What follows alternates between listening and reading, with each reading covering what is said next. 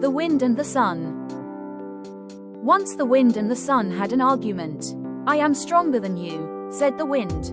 "No, you are not," said the sun. Just at that moment they saw a traveler walking across the road. He was wrapped in a shawl.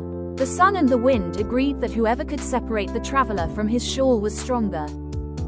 The wind took the first turn. He blew with all his might to tear the traveler's shawl from his shoulders. But the harder he blew, the tighter the traveler gripped the shawl to his body. The struggle went on till the wind's turn was over. Now it was the sun's turn.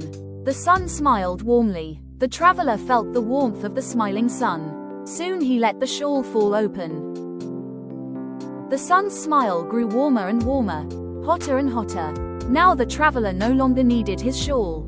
He took it off and dropped it on the ground. The sun was declared stronger than the wind.